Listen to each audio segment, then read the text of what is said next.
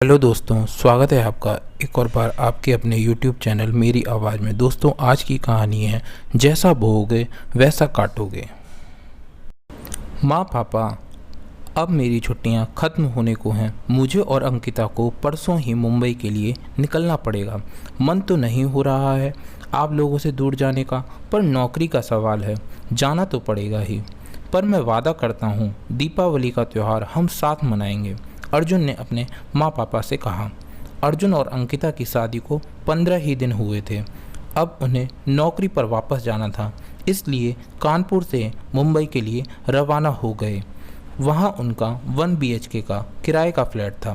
Flat बहुत छोटा था।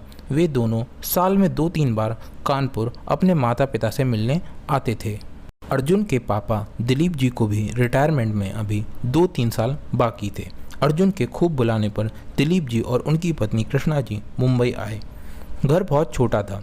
दिलीप जी को लगता था उनके कारण बहू बेटे को परेशानी ना हो जाए, इसलिए वे 5-6 दिन बेटे के घर रुक कर चले जाते। ऐसे ही वक्त पंख लगाकर उड़ता चला गया। अंकिता की माँ बनने की खबर सुनते ही दिलीप जी और कृष्णा जी फूले नहीं समाये। ठीक समय पर अंकिता ने एक प्यारे से बेटे को जन्म दिया। देखते देखते बेटा भी 7 वर्ष का हो चला और दिलीप जी भी रिटायर होकर शांति से अपनी पत्नी के साथ समय बिताने लगे। अंकिता बहुत दिनों से एक बात मन में है, अर्जुन ने कहा। हमारा माता पिता के प्रति कोई फर्ज बनता है ना, उनकी मेहनत और त्याग के कारण ही मैं इस काबिल बना हूँ। अब मेरी सैलरी भी अच्छी हो गई है, हमें एक बड़ा फ्लैट ले लेना चाहिए और माँ पापा को हमारे पास बुला लेना चाहिए। अर्जुन ने अपनी बात रखी। जैसा आप ठीक समझो, अंकिता ने बुझे मन से कहा। अर्जुन ने बड़ा फ्लैट खरीद लिया। नए घर में उसके माता पिता आए। अर्जुन ने कहा, अब आप लोग यहीं रहेंगे। बेटे बहू के होते हुए आप अकेले क्यों रहेंगे? आपके आशीर्वाद से ही तो यह घर खरीद पाया हूँ। बहुत मेहनत कर ली आपने, अब बेटे बहू का सुख लीजिए, अपने पोते के साथ खेलो। ऐसा सुनकर माँ पापा की आंखों से खुशी के आंसू निकल गए। लेकिन बहू अंकिता इस बात से बिल्कुल खुश नहीं थी।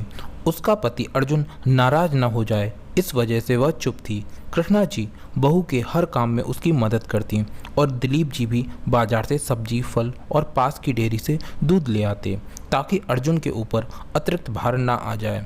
यह लो बहू, सरसों पालक बथुआ भाजी बहुत ताज़ी मिल रही थी तो खरीदने से खुद को रोक नहीं पाया। आज खाने में सरसों का साग, मक्के की रोटी बनाना, दिलीप जी ने बहुत उत्साहित होते हुए बोला। दिलीप जी खाने पीने के बहुत शौकीन थे, खाने पीने में कोई समझौता नहीं करते। वही कृष्णा जी शुगर बीपी की मरीज थीं, इसलिए खाने पीने में बहुत परहेज करती थीं, जो उचित भी था।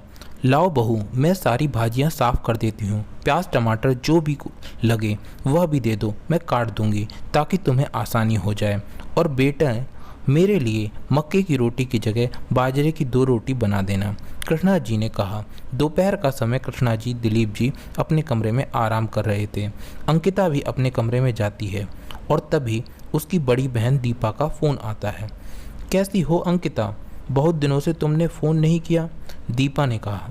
क्या बताऊं दीदी, जब से मेरे सास ससुर आए हैं मुझे तो चैन की सांस लेने की भी फुर्सत नहीं है। दिन भर रसोई में तरह तरह के व्यंजन बनाती रहती हूँ, किसी के लिए तेल मसाले वाला तो किसी के लिए परहेज वाला खाना। बुढ़ापे में भी चैन नहीं है इन दोनों को, अंकिता ने कहा। सास ससुर साथ रहें तो बहुत झगड़े होते हैं, गर्म नाश्ता गर्म खाना सब टाइम पर। तुम्हें उन्हें नहीं बुलाना चाहिए था, तुमने बहुत बड़ी बेवकूफ़ी कर दी। इस मामले में मैं तो एकदम सुखी हूँ, सास ससुर से दूर, एकदम आज़ाद, कोई रोक टोक नहीं, दीपा दीदी ने बेशरम होकर कहा। हाँ सही कहा दीदी आपने, बड़े बूढ़ों के साथ 1000 परेशानियाँ लगी रहती हैं। कभी तबीयत खराब तो तुरंत डॉक्टर के पास ले जाओ, कभी फरमाइश करते हैं यह बना दो वो बना दो। उनके यहाँ रहने से हमारे खर्चे भी बढ़ गए हैं। अंकिता ने बोलने में सारी सीमाएं लांघ दी थीं। वह इस बात से अनजान थी कि उसका 7 वर्षीय बेटा मोनू उसी कमरे में ड्राइंग करते करते यह सब बातें सुन रहा था। रात को अर्जुन अपने मम्मी पापा से दिन भर का हाल चाल पूछकर अपने कमरे में सोने चला जाता है। अंकिता भी जल्दी से रसोई समेटकर अपने बेटे मोनू के साथ लेकर कमरे में आ जाती है। और बेटा, आज का सारा होमवर्क कर लिया तुमने? अर्जुन ने बेटे से पूछा। जी पापा, मोनू ने कहा। तुम्हें विदेश पढ़ने जाना है ना, तो खूब मन लगाकर पढ़ाई करनी होगी। अर्जुन ने बेटे से कहा। पापा मैं विदेश जाऊंगा, खूब बड़ी कंपनी में जॉब करूंगा, बड़ा घर भी बना लूँगा, तब आप लोग मेरे घर मत आना, मोनू ने सपाट लहजे में कहा। क्यों बेटा, ऐसा क्यों कह रहे हो तुम? अर्जुन ने आश्चर्यचकित होकर पूछा। पापा, जब आप लोग मेरे घर आएंगे, मेरी वाइफ से अपनी फेवरेट चीज़ बनाने को बोलेंगे और वह नहीं बनाएगी, या आप लोगों के लिए उसे खाना बनाना अच्छा नहीं लगेगा, आप लोगों के बारे में खराब बोलेगी, जैसा मम्मी दादी के बारे में बोलती हैं, और मुझे बहुत बुरा लगेगा, मोनू ने मासूमियत के साथ बोला। अंकिता की तो जैसे काटो तो खून नहीं वाली हालत हो गई। अर्जुन को अंकिता के ऊपर बहुत गुस्सा आया, पर वह अपने आप को संभालता हुआ बोला। अंकिता, तुम ऐसा कैसे कह सकती हो?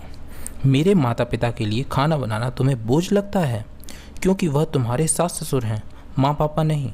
जबकि मेरी माँ पापा ने हमेशा तुम्हें बेटी की तरह स्नेह और मान दिया है। मेरी माँ तो तुम्हारी हर काम में मदद भी करती है। अंकिता, तुम मोनू के लिए भी तो अलग से कितना कुछ बनाती हो। पहले दिन में 2-3 बार आधी कटोरी खिचड़ी दलिया बनाती थीं। क्या तुम्हें यह सब बोझ लगता है? तो फिर बुजुर्ग सास ससुर के लिए कुछ करना बोझ क्यों लगता है? मेरी माँ तो तुम्हारे हर काम में मदद भी करती है। हमारे घर में काम के लिए घरेलू सहायिका है। तुम चाहो तो खाना बनाने में भी मदद के लिए घरेलू सहायिका रख सकती हो। सोचो जरा, जो व्यवहार तुम अपने सास ससुर के साथ कर रही हो, वही व्यवहार तुम्हारी बहू भी तुम्हारे साथ करे तो तुम्हें कैसा लगेगा? तुम्हारी बहन दीपा के इसी व्यवहार के कारण उनका ना तो ससुराल में मान है, ना ही मायके में इज्जत। अब वह अपने पति के दिल से भी उतर चुकी है। मेरे माँ पापा तो तुम्हें कितना प्यार दुलार देते हैं। हम तो खुशनसीब हैं जो हमें माँ पापा की सेवा करने का अवसर प्राप्त हुआ है। हमें उनका प्यार और आशीर्वाद मिल रहा है, और क्या चाहिए? अर्जुन ने कहा। अंकिता की आंखों से आंसू आ गए। आज आपने और हमारे बेटे ने मेरी आंखें खोल दी। आज मैंने जान लिया, जैसा बोओगे वैसा काटोगे। दूसरे दिन से अंकिता के व्यवहार में काफ़ी परिवर्तन आ गया। अब वह बोझ समझकर नहीं, बल्कि कर्तव्य समझकर हंसी खुशी काम करती। दोस्तों, अंतिम समय में बुज़ुर्गों को हमारे प्यार और स्नेह की आवश्यकता होती है। जिस परिवार में बुज़ुर्ग का सम्मान होता है, उस परिवार में प्रभु की कृपा दृष्टि हमेशा बनी रहती है। दोस्तों, आपको ये कहानी कैसी लगी कमेंट सेक्शन में ज़रूर बताइए। अगर कहानी अच्छी लगी हो तो वीडियो को लाइक और शेयर कीजिए, और ऐसी ही कहानियाँ और पाने के लिए चैनल को सब्सक्राइब कीजिए, और बेल आइकन को दबा के ऑल पर सेट करना मत भूलिएगा। तो फिर मिलते हैं नेक्स्ट वीडियो में। Till then, take care and keep smiling.